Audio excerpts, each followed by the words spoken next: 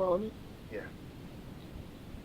You know, when I come to England, we gotta, get together and go to a pub, have some Go to a drinks. pub. Definitely. Going to a pub with Stevie Wonder. Yeah. Sounds Hey, good mate, to you me. Stevie Wonder.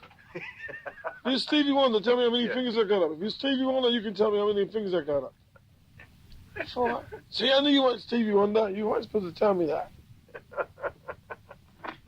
Whoa, little girl, how happy I would be. I remember hearing an album by Sam Cooke.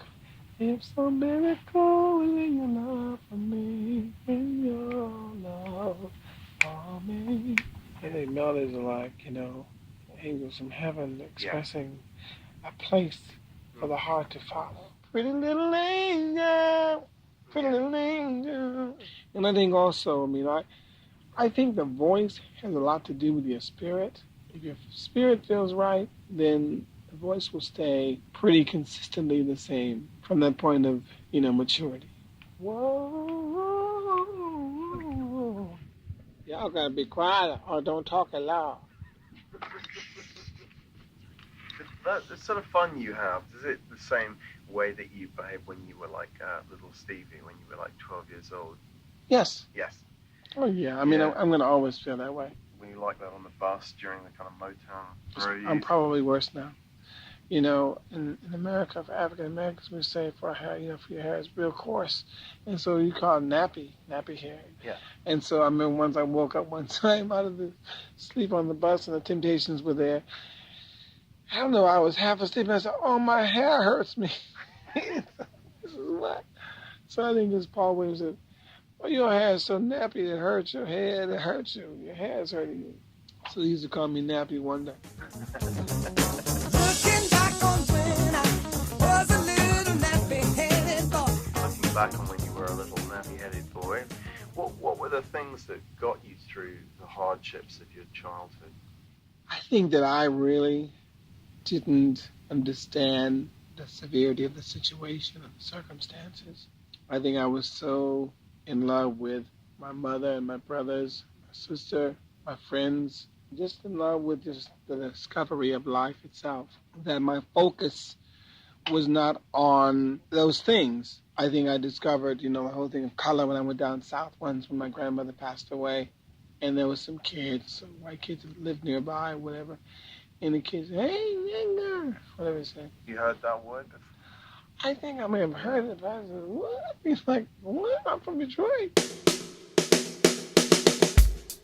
I started throwing rocks over the kid. Oh, you better not do that. We're getting in trouble. I said, I don't care. I hit the kid, and, I kept throwing stuff.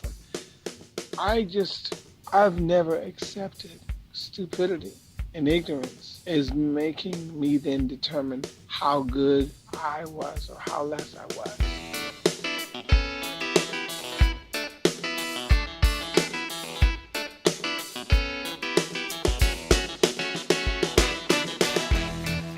Since I can best remember, I've had a great relationship with God.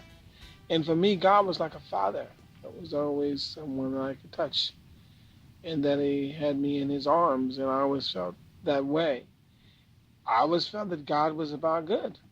But for instance, when I was in church, I was in a Pentecostal church as a little boy, and back then it was a little different than now, but they said, you singing that worldly music, and, they were criticizing what I was doing. And listen, we live in a society where black music one time was called race music, where jazz was considered something nasty, I don't know. I felt that if God didn't want me to sing it, he wouldn't have given me the talent to do it.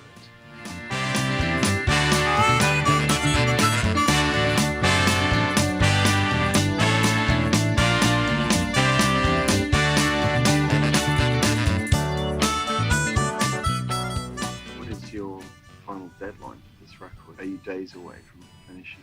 We are hopefully days away, yes. Yes. Hopefully days away. But creativity overrules punctuality. It's like if you have an article you have to do, you try your best to do it. But if it's not happening, you turn it in, you're not happy with the article that you've written. That's right. And then you spend the rest of your life kicking yourself in the ass. As they say, kicking yourself in the arse. Behind. Oh, so this is Beverly. Okay. I'm sorry.